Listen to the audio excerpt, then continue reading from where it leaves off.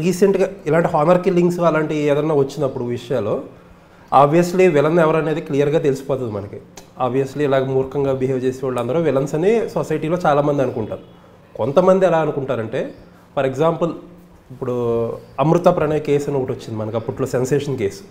కొంతమంది ఏమంటారంటే మారుతీరావు ఆయన ఎవరైతే అబ్బాయిని చంపించేశాడో, ఒక చదువులో స్ట్రగుల్ అవుతుంది ఒకడు, ఏమైంది బ్యాక్లాగ్స్ పెట్టుకున్నాడు, అలాంటి వాడు తన అల్లారు ముద్దుగా పెంచుకున్న కూతుర్ని ఇలా ఇష్టపడితే ఏ తండ్రి ఒప్పుకుంటాడని కొంతమంది జస్టిఫై చేస్తారు. అలా జస్టిఫై చేసే అవకాశం డైరెక్టర్ ఇక్కడ కూడా ఇచ్చాడు కదా మంగపతికి. ఎందుకంటే అతను ఒక చిన్న ఇంటర్మీడియట్ కూడా ఫెయిల్ అయిపోయి ఏవో చిన్న చిన్న జాబులు చేసుకుంటున్నాడు. అలాంటి అదొక జస్టిఫికేషన్ కదా కొంతమందికి. మంగపతి పాపం కరెక్టే, అంత అలాంటి స్థితిలో ఉన్నవాడిని వాళ్ళ ఇంటి అమ్మాయిని చూస్తే ఎందుకని ఒప్పుకోవాలి అని చెప్పి ఆ క్యారెక్టర్కి కొంచెం సింపతి ఇచ్చి టచ్ ఇచ్చే అవకాశం ఇచ్చేశారు కదా డైరెక్టర్. అంటే అలా కాదండి. సొసైటీ అనేది ఒక సమూహం, ఒక సమూహాన్ని సొసైటీ అంటారు. అందరి ఆలోచనలు ఒకలాగా ఉండవు. అలాగే మంగపతి ఆలోచన వేరే. మీరు ఇందాకన్నట్టు అమృత వాళ్ళ ఫాదర్ ఏవో, ఆయన పేరేదో నాకు తెలియదు, మారుతీరావు. నేను అప్పుడు ఫుల్లీ మన మైండ్ అంతా ఆంధ్రప్రదేశ్లో ఉంది, మనకు తెలీదు. వాస్తవంగా కూడా అసలు ఆ కుటుంబంలో ఏం జరిగిందనేది ఆయనకి రెండు వైపులా తెలిసిన వ్యక్తులు ఇద్దరే, ఆ తండ్రి ఆ బిడ్డ, అంతే, వాళ్ళకి మాత్రమే తెలుసు. అలాగే మంగపతి విషయం అనేది మంగపతి గాడికి తెలుసు, వాడి కుటుంబానికి మాత్రమే తెలుసు. చూసే వాళ్ళకి ఏమనిపిస్తుంది, మంగపతి గారు తప్పు చేస్తున్నాడు అనిపిస్తుంది. అవును. సో ఈ డిస్కషన్ ఎప్పుడూ ఉంటుందండి సమాజంలో. తన దాకా వస్తే ప్రతివాడు మంగపతే, తన దాకా రానప్పుడు అదేంటిది మరి అది తప్పు కదా, అలా ఎందుకు చేయటం అని శుభ్రంగా మందలు ఇచ్చేసి నలుగురు, అలా కాదు కదా. అంటే అలా కాదు కదా, జీవితానికి స్క్రిప్ట్ మనం రాసుకోలేము. సో ఎందుకంటే మనకు కన్వీనియంట్గా కన్విన్సింగ్గా మనం చెప్పాలనుకున్నది చెప్పలేము. ట్రూ. ఇది సినిమా స్క్రిప్ట్లో మనం అవకాశం ఉంది, ఒక ఊహ కాబట్టి డైరెక్టర్ ఇలా ఊహించాడు. అంతేగాని అతను ఇలా చేయాలి కదని మనం చెప్పాలంటే అది అతని స్క్రిప్ట్ కాబట్టి మనం చెప్పలేదు. ఓకే. సో రియల్ లైఫ్లో శివాజీ గారి క్యారెక్టర్ ఏంటి? అంటే ఇప్పుడు మీరు అన్నట్టు ఏంటంటే తన దాకా వస్తే మంగపతిలా ఉంటారు, కాకపోతే నీతులు చెప్తారు జనాల సొసైటీలో ఎక్కువ మంది ఉంటారు. అది రియల్ లైఫ్లో శివాజీ మైండ్ సెట్ ఏంటి? ఎవరు నమ్మినా నమ్మపోయినా నా పిల్లలకి ఊహ తెలియనప్పటి నుంచి నేను చెప్పింది ఒకటే, no short cuts, no alcohol, no cheating. ఇదే చెప్పాను నేను, ఇవి మాత్రమే చెప్పా. ఒకవేళ ఇవి జరిగితే మీ నాన్న కనపడ్డా మీకు ఇంకా, ఇది నా క్యారెక్టర్. ఓకే.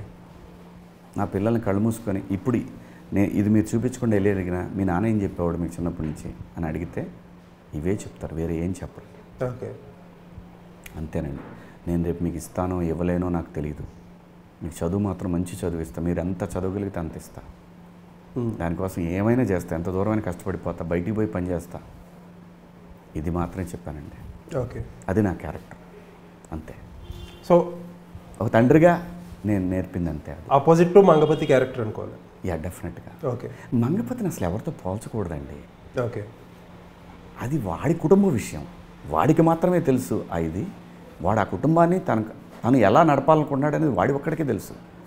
ఇప్పుడు అది మంగపతి ఇంట్లో ఫస్ట్ పాల సుబ్బారావు కొడుకు అన్న పాయింట్లో సమాజానికి ఏమి ఇచ్చాడు, నా జోలిగా నా కుటుంబం జోలిగాని వస్తే కళ్ళు పీకేస్తా అనే ఒక మెసేజ్ వదిలేశాడు వాడు. అవును. అది అది వాడు మంగపతి అంతే. వాడు శివాజీ కాలేడు, లేదంటే మీలా కాలేడు, ఇంకోటిలాగా అలా అన్వయించడం కూడా అనవసరం కూడా. అంటే సొసైటీలో అందరూ అలాంటి వాళ్ళే తగులుతారు, చాలా ఎక్కువ మంది తగులుతారు. తన దాకా వస్తే అలాగే తగులుతారు మెజారిటీ. లేకపోతే మనం మీకు ఒక ఎగ్జాంపుల్ చెప్పాను నేను. ఓ దొంగ దొరికాడండి, దొరకనప్పుడు వాడి గురించి విపరీతంగా దొరికితే కాళ్ళు ఎరకొట్టాలంటారు. అదే ప్రాసెస్ జరుగుతున్నప్పుడు కొంతమంది ఏమంటారు తెలుసా, ఎందుకు అలా కొట్టడం, పోలీసులకు అప్పచెప్పొచ్చు కదా, మరి అంత కొట్టాలా? ఇది సమాజం. ఆడి ప్రాబ్లం ఏంటి, ఈడ దొంగతనం చేయటం వల్ల ఆడింట్లో కాలు పోయిందో, కన్ను పోయిందో, ఏమైందో, కుటుంబం దెబ్బతిందో, ఏముందో అనేది ఆడిది. ఇప్పుడు ఎవరిని ఏమందాం? సో కాబట్టి ఒక ప్రాబ్లమ్ని జనరలైజ్ చేయొద్దు ఎప్పుడు. ఆంధ్రప్రదేశ్ ప్రత్యేకత అంటే అది జనరలైజ్. అవును. చంద్రబాబు నాయుడు గారు, జగన్మోహన్ రెడ్డి అది వాళ్ళ పర్సనల్, దాన్ని అన్నిటికీ అంటకట్టకూడదు. ఓకే. అదండి.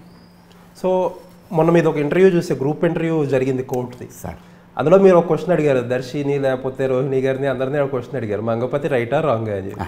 అందరూ ఆ క్వశ్చన్ చెప్పడానికి ఆన్సర్ చెప్పడానికి చాలా ఇబ్బంది పడ్డారు. అంతే కదా. ఎందుకంటారు? అంతే కదా, మంగపతి కరెక్టా తప్ప అనేది మంగపతి దర్శి కాదు, మంగపతి రోహిణి గారు కాదు, లేదా మంగపతి ఇంకోళ్ళు కాదు. అదే వాళ్ళ దాకా వస్తే మంగపతి కరెక్టే. అంటే మంగపతిని లాస్ట్లో లెంపకాయ కొట్టిన రోహిణి గారు కూడా చెప్పలేకపోయారు. చెప్పలేదు వాడు మంగపతి అంతే, వాడు తగ్గడు. అప్పుడు కూడా నువ్వు కొట్టినా సరే చుట్టాలైపోయారా, మాడదాం వస్తా, వాడు మంగపతి అంతే. సో ఇప్పుడు ఫస్ట్ నుంచి కుటుంబం పరువు అనే క్యారెక్టర్ అంతా దాని చుట్టూరు తిరుగుద్ది. ఒక స్టేజ్లో మంగపతికి తెలుసు ఏంటంటే కుటుంబం పరువు నా వల్లే పోతుందని తెలుసు, ఆ అమ్మాయిని కోర్టుకు తీసుకురావడం, ఎన్ని స్పాయిలర్స్ ఏమో అసలు. బట్ స్టిల్ ఏంటంటే ఈగో డామినేట్ చేసేస్తూ ఉంటుంది. సహజం అండి, అది మానవ సహజం. అది ఎవరికైనా సరే గొప్ప వాళ్ళు మహానుభావులు మాత్రం వెళ్ళి క్షమాపణ అడగగలరు, అంతేగాని అంత మెచ్యూరిటీ మనిషికి ఉండదండి. ఆ ఇంగితం కోల్పోతాడు మనిషి ఇలాంటివి మొదలుపెట్టినప్పుడు. ఎక్కడ ఆపాలో అనేది తెలియదు, మొదలుపెట్టమే తెలుసు అతనికి. ముగించాలనేదే వాడి ప్రయత్నం. ముగింపు వాడి చేతిలో లేదనే విషయం వాడికి తెలియదు. ముగింపు ఉండేదే. ఈ దర్శి కూడా కంట్రోల్లోకి వచ్చి ఉంటే ఉండేది. 14 ఏళ్ళ లోపల ఫసక్ అయిపోయేది. అంతే కదా.